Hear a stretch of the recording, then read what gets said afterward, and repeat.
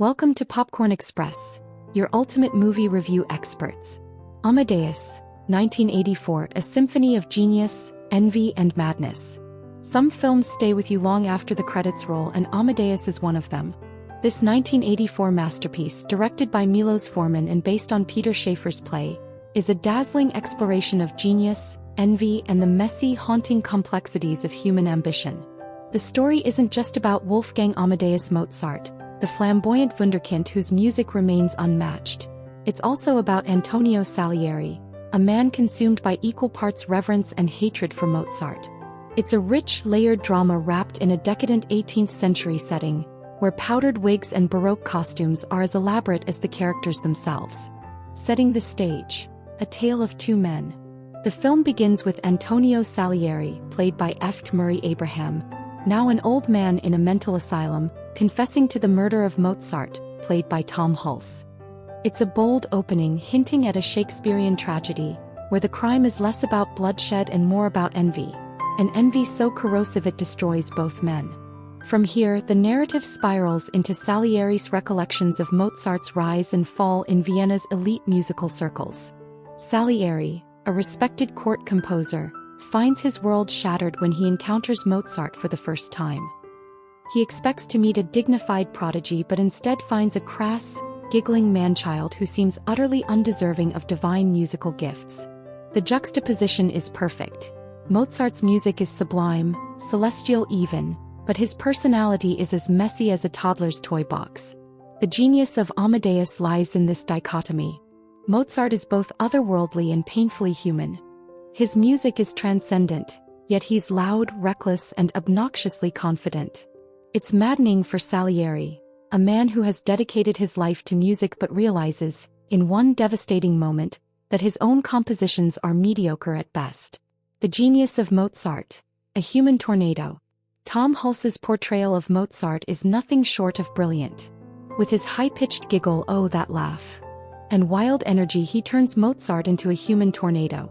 You can't take your eyes off him even when he's being utterly ridiculous.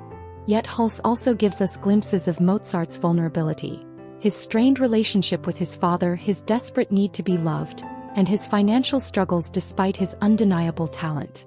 Mozart's character is a reminder that even geniuses are human. He is flawed, irresponsible, and self-destructive, but his music? It's pure magic. Whether you're a classical music aficionado or someone who couldn't tell Beethoven from Bach, you'll find yourself swept away by the film's soundtrack.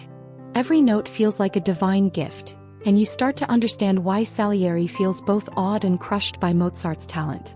Salieri, the envious witness.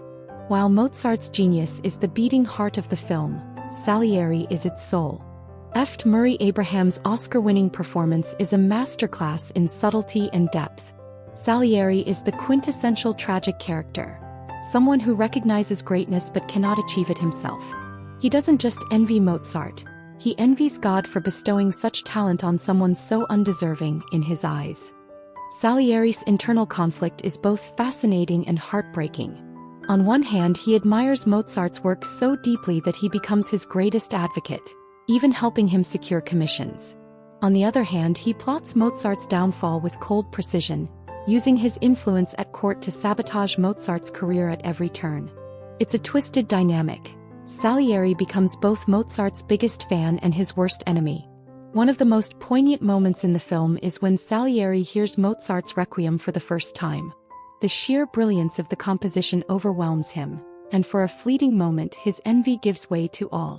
It's as if he's seeing the face of God, and it's beautiful and unbearable all at once.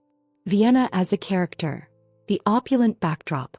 The setting of Amadeus is as much a character as Mozart or Salieri. 18th century Vienna comes alive with stunning costumes, lavish ballrooms, and candlelit operas. The film's attention to detail is staggering, immersing you in a world of powdered wigs, velvet coats, and aristocratic decadence. But beneath the glittering surface lies a cutthroat world of politics and patronage. Mozart's struggles aren't just personal, they're systemic.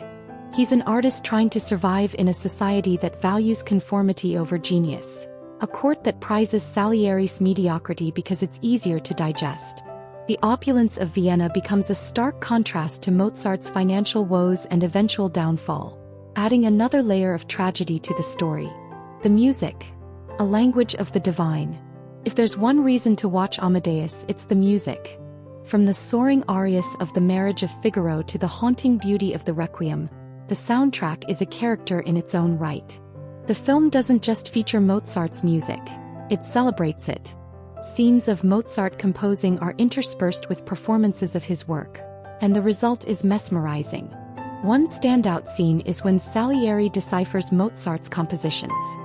He describes the music as if it were a religious experience, each note unfolding like a revelation. It's a powerful moment that underscores the film's central theme, the idea that music is the closest thing to the divine, a language that transcends human limitations. A tragic crescendo, the final act. The final act of Amadeus is both devastating and deeply moving.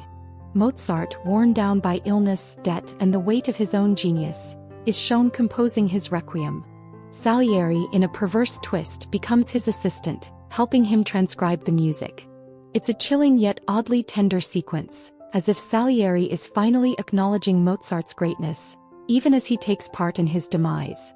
When Mozart dies, unceremoniously buried in a mass grave, it feels like an affront to humanity. How could someone so brilliant, so singular, end up discarded like a pauper? It's a stark reminder of the world's indifference to genius, a theme that resonates long after the film ends. Final thoughts. A masterpiece of storytelling, Amadeus is more than just a biographical drama. It's a meditation on art, envy, and the human condition. It's a film that makes you laugh, cry, and reflect on the nature of greatness.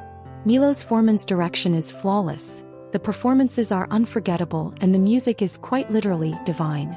But what makes Amadeus truly special is its humanity. It doesn't shy away from the messy, uncomfortable truths about its characters. Mozart is a genius, yes, but he's also insufferable at times. Salieri is a villain, but he's also painfully relatable. Haven't we all felt a twinge of jealousy when faced with someone else's brilliance? Haven't we all wondered why some people seem so effortlessly gifted while we struggle to achieve mediocrity? In the end, Amadeus is a film about what it means to be human, flawed, yearning, and eternally striving for something greater. It's a story that lingers in your mind and your heart, much like Mozart's music.